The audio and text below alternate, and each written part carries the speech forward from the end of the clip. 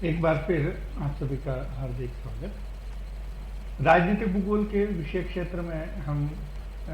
बात कर रहे थे। तो उस विषय क्षेत्र में बात करते हुए हमको एक बात ध्यान में आई कि किस तरह से जिसको कह सकते हैं हम कि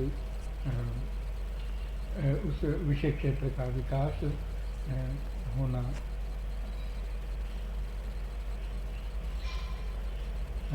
की बात की गई थी और कुछ विषय जैसे 3 विषय प्रमुख ध्यान में हमारा आए कि राजनीतिक भूगोल के विषय क्षेत्र में भूदृश्यावली संबंधी जो विचारधारा है, जिस विचारधारा के जो प्रमुख लोग थे वो फ्रांसिस क्लॉकर, उन्होंने राजनीतिक भूगोल में क्या पढ़ना चाहिए, क्या उसकी विषय वस्तु होनी चाहिए, इसके बारे में विशद विवेचन दुनिया के सामने रखा है। पहले बार में मैंने आपको भौतिक जितने लक्षण हैं इनके बारे में बताया कि कौन कौन से आकार, आकृति, कोण और नाभिक क्षेत्र हो सकता है। दूसरे बार में दूसरे जो प्रजाति से संबंधित या प्रजाति को लेकर जो विषय हैं, जैसे प्रजाति है, भाषा है, धर्म, राजनीतिक दल है, उनका भाव है, उनको बात कर रहे थे। अब धर्म की जब मैं बात कर रहा था तो मैंने आपको पिछले वीडियो में ही बताया कि किस तरह से धर्म को मानव ने स्वीकार किया और उसके के प्रभाव, बढ़ते प्रभाव के कारण से क्या मनुष्यता के विकास में उसने लाभकारी सिद्ध हुआ या नुकसान पहुंचाया। ऐसे कई विषय भी हमने इस पिछले वीडियो में डिस्कस किए थे और दुनिया भर की उस विषय को लेकर चर्चा भी की। अब एक दूसरा धर्म का ही पक्ष भारत को लेकर भी आप जब करेंगे तो आपको बड़ी अजीब सी परिस्थिति नज़र आएगी कि दुनिया का एक ऐसा धर्म, भाषा और उस दृष्टि से ऐसा भौगोलिक क्षेत्र, जिसको मैं क्षेत्र कहूँगा तो ज़्यादा ठीक है, क्योंकि एक बहुत बड़ी विशालकाय जो जिसको कहते हैं हम भौगोलिक क्षेत्र में भारत का जो वो संस्कृति थी, उसका विस्तार था।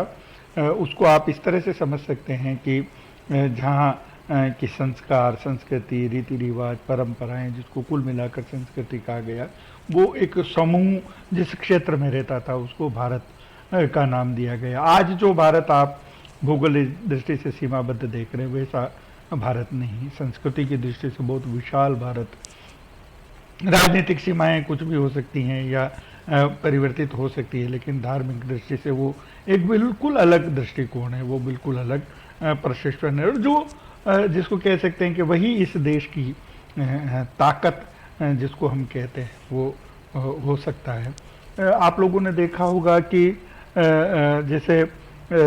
भारत की जो पुरातन संस्कृति या सनातन संस्कृति जिसको आप कहते हैं कि कई उतार चढ़ाव उस संस्कृति ने देखे। कई चीज़ें जैसे जो अप्रासंगिक हो गई वो छूट गई। आप लोगों ने जो बहुत प्राचीन वैदिक काल की या महाभारत काल या रामायण के काल की भी बात करते तो आप लोगों को ये बात ध्यान में आती है कि कहीं तो एक ऐसा काल जिसको भगवान राम का राम राज्य जैसी स्थिति कहते हैं कि जहाँ आदर्शों की उच्चतम पराकाष्ठा मानव जीवन की, और उससे अंदाजा आप लगा सकते हैं कि जहाँ एक भी घर के ताला नहीं होता था और जरा सी भी जैसे विचलन कहते हैं सामाजिक मूल्यों का, तो वो भगवान राम जैसे व्यक्ति को भी भुगतना पड़ा। और आदर्श जिसको कह सकते हैं कि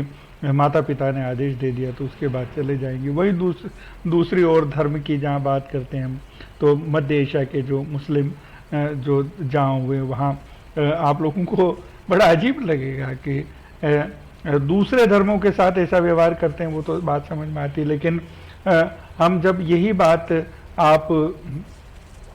इसको जब विश्लेषित करेंगे, किसी पर कटाक्ष नहीं कर कर हम उस बात को इस दृष्टि से देखते हैं कि धार्मिक प्रभुता के कारण से कैसे एक दूसरे को मारा गया। मोहम्मद साहब के जो नवासे थे उनको उन्हीं के अपने परिवार के लोगों ने मारा कि धार्मिक वर्चस्व के कारण से। तो ये एक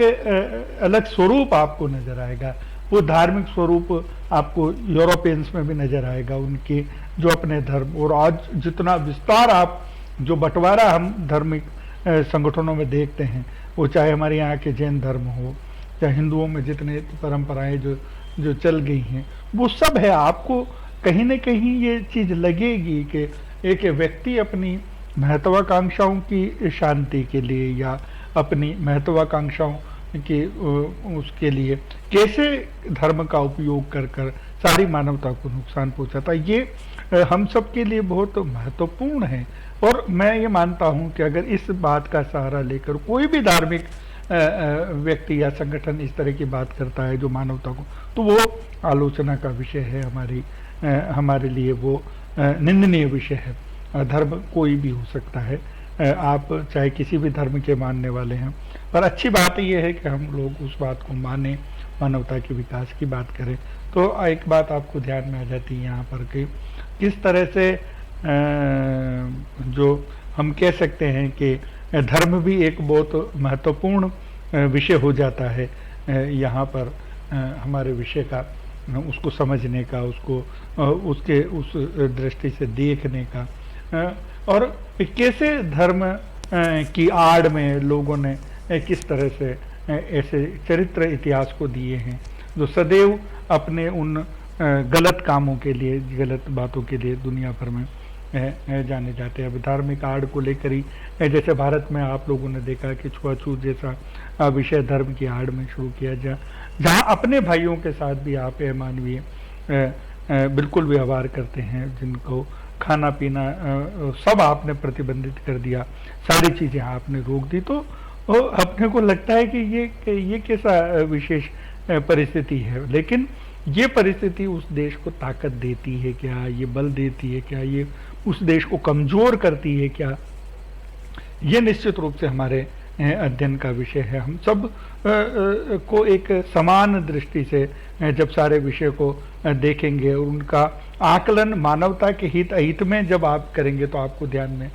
आएगा कि कौन सा पक्ष मानवता को कहाँ पर कमज़ोर करता है और कौन सा पक्ष ऐसा है, उजला पक्ष है, जो उस मानवता वाले विषयों को धार्मिक दृष्टि से उसको मजबूत करता है। तो ऐसे कई विषय हो सकते हैं जो आपको इतिहास में पढ़ने को जहाँ तहाँ मिलेंगे, लेकिन उसको समझने का जो अपना एक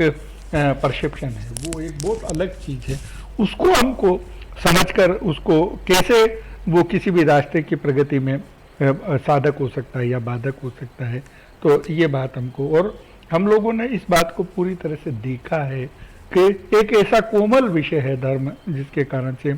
कहीं भी कोई भी बात हो सकती है, कोई भी दंगा हो सकता है, कोई भी विस्फोट हो सकता है। 26/11 की आप लोगों ने, हमने जो अमेरिका की घटना है उसको देखा है और उसको कहीं ना कहीं आप जब देखते हैं तो कि धार्मिक कट्टरता जो आई है उसके कारण से इतनी बड़ी घटना होती है। अभी जैसे पिछले दिनों यूरोप में जो कत्लेआम हुआ है, कई लोगों को सिर्फ धार्मिक सुप्रीवियंसी या हम से श्रेष्ठ हैं या मेरे मत के मानने वाले नहीं हैं, उनको हम मार डालते हैं। तो एक अशांति पूरे के पूरे समाज में जैसे क्रिएट हो गई। तो उसके विपरीत जैसे कम्युनिस्टिक विचारधारा के लोग हैं, वो धर्म को जैसे दूसरे नज़रिए से देते हैं। मार्क्स कहते थे कि वो अफीम है, लेकिन हम कहीं न कहीं उसको देखते हैं कि किसी न किसी रूप में धर्म उसका साथ लिए हुए है। तो कहीं डंडे के जोर पर उसको मनवाया गया, तो कई मानवतावादी दृष्टिकोण जैसे भारत जैसे देशों का अपना दृष्टिकोण रहा, वो ताकत रही। हमने सर्व धर्म संभाव की बात की है, किसी भी विचारधारा का विरोध हमने करने के बजाय उस विचारधारा के पोषण की व्यवस्था भारत में की है, जहाँ मूर्ति को मानने वाले भी हैं, मूर्ति को नहीं मानने वाले भी हैं। एक व्यक्ति आपके विचार से समर्थन है, दूसरा असमर्थित है। तो ये बहुत धाराएं ये होने के बावजूद कैसे मानवता के विकास में वो सहयोगी हो सकती है, ये एक महत्वपूर्ण राजनीतिक निर्धारण करता है किसी। और आज के जो चुनाव के परिप्रेक्ष्य में देखते हैं तो आप और हम जानते हैं कि किस तरह से राजनीति में धर्म की जो घुसपैठ है या जो धार्मिक प्रमुख है वो किस तरह से निर्णय करते हैं। यहाँ तो वो देश है जहाँ फतवे जारी होते हैं या कोई साधु सन्यासी खड़ा होकर किसी बात को कहता है, जबकि आप इन सब चीज़ों से ऊपर उठ चुके हैं, आपका इन सब चीज़ों से सन्यासी होने का मतलब ही ये है कि आपको इन सब चीज़ों से ऊपर, लेकिन एक राजनीतिक सत्ता की हासिल करने के लिए या प्रभाव को प्रभावित करने के लिए वो आप किस तरह से उसका उपयोग करते हैं, दुरुपयोग करते हैं, ये एक महत्वपूर्ण विषय हमको दुनिया के संदर्भ में, भारत के संदर्भ में, लोकल जो विषय हैं उनको समझ में आपको समझना पड़ेगा। एक ये बहुत महत्वपूर्ण होता है। दूसरा राजनीतिक दल है। राजनीतिक दल का अर्थ ये है वैचारिक अंतर, उनका वैचारिक ये मत है, हमारा ये मत है, उस रूप में विचार के आधार पर विभिन्नताएं हमको राजनीतिक दलों के रूप में मिलेगी। और जब जिस विचार का राजनीतिक दल सत्ता में आता है तो उसके अनुरूप जैसे वो काम करता है। जैसे अमेरिका की बात इन दिनों, जैसे वहाँ चुनाव है तो हम करते हैं कि डेमोक्रेटिक आ जाएंगे तो ये आ जाएंगे, और दूसरे प्रकार का दल आ जाएगा तो लिबरेशन वाले दल आएंगे, तो उनकी ये परिस्थिति, उनके चलने का ढंग अलग है, उनके विचार का सत्ता संचालन का जो उनका अपना तरीका है। ये विषय जो दुनिया भर में अभी जैसे अमेरिका के चुनाव पर सारे देश की नज़र है, क्योंकि ट्रम्प डेमोक्रेटिक रूप से अगर जीतते हैं तो उनका दुनिया भर में ये स्वभाव होगा, जैसे आप चुनाव परिणाम आएंगे तो सारी नीतियां बदल जाती हैं। तो कहीं ना कहीं राजनीति को वो सारी चीज़ें निर्धारित करती हैं। भारत में भी के संदर्भ में भी विभिन्न राजनीतिक दलों को आपने देखा है, तो स्थिरता, अस्थिरता, राजनीतिक विचार और राजनीतिक दलों का समूह, और ये सारी चीज़ें आपकी उस सारी नीतियों को प्रभावित करते हैं, भारत की इंटरनल पॉलिटिक्स को तय करते हैं। वैदेशिक जो नीतियां हैं वो राजनीतिक आपका विचार तय करता है। कई बार ये होता है कि व्यापारियों से की प्रभावी पार्टी है तो व्यापारियों के हित की बात करेगी, किसानों के हित की पार्टी है तो किसानों के हित की बात करेगी, जैसे मार्क्सिस्ट सारे लेबर्स की बात करते थे। तो ये जो विषय हैं, इनको कौन सा दल आपकी यहाँ प्रभावी है, किस दल से जुड़े हुए लोग को स्वीकारोक्ति समाज देता है, तो वो आपकी नीति, राजनीति, आपके राजनीतिक भविष्य, क्योंकि सरकार का संचालन राजनीतिक दलों के माध्यम से हो, ये संवैधानिक व्यवस्था है, तो ये सारी व्यवस्था भी आपके इस दृष्टिकोण से बहुत महत्वपूर्ण है। तो हमको इस बात को और उन सारी विविधताओं को, इन भाव को लेकर जितने भी हैं, उनका विवरण कितना कैसा है, वितरण कैसा है, उनके राजनीतिक दलों के विकास की जो बात है वो उस क्षेत्र के विकास की बात है। और हम तो जैसे राजनीतिक भूगोल के विद्यार्थी हैं तो हमको ये ध्यान में आता है, भारत के संदर्भ में भी आप देखें तो केंद्र में वही दल काम करते हैं जो केंद्र के लिए काम करते हैं। सीमा पर क्योंकि केंद्र का प्रभाव नहीं पड़ता, तो आप अधिकांश भारत में भी जब आप देखते हैं तो आपको ध्यान में आएगा कि एक विशेष परिस्थिति भारत में आपको नजर आती है। मुझे लगता है इस विषय पर हमको विशद बात आपको साथ करनी चाहिए। तो अभी ये वीडियो वाला समय समाप्त होता है। मैं अगले विषय में राजनीतिक दलों की क्षेत्रीय विषयों पर भी आपसे चर्चा करूंगा। धन्यवाद।